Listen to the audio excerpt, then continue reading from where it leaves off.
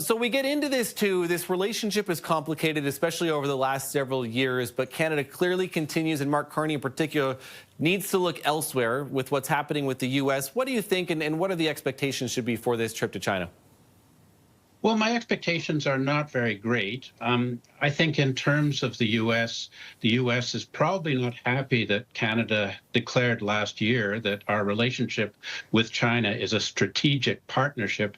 I mean, you know, who are China's other strategic partners? Russia, Iran, North Korea, Venezuela, are they also our strategic partners? It's, you know, it doesn't sound good in Washington. In terms of the accomplishments of the mission, you know, you mentioned trade.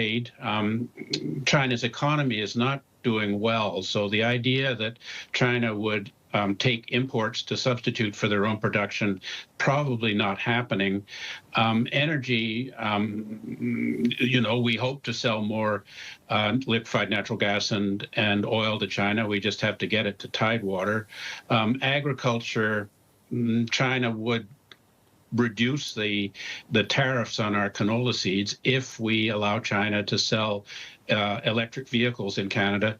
But that, you know, for Canada would be devastating to our auto industry because the Chinese EVs are so heavily subsidized and also present a very serious security risk because they're essentially spy machines on wheels. So it would be worse than Huawei 5G, say. And international security, I really don't think we can get China to agree that they won't engage in the extensive espionage they do in Canada, or their influence operations, or their harassment of people in our country. I mean, they already claim they never do that. So I don't really know what kind of progress we could make in security. Not to speak of cyber espionage and the concerns we have about China's ability to interfere in our critical infrastructure in time of conflict. So I don't know. I mean, the Prime Minister is going to be there for a good long time. He leaves Ottawa on the 13th. He doesn't leave China for Davos until the 17th. He has meetings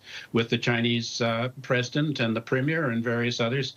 But I really wonder if we'll get anything more than promises out of the People's Republic of China from this visit.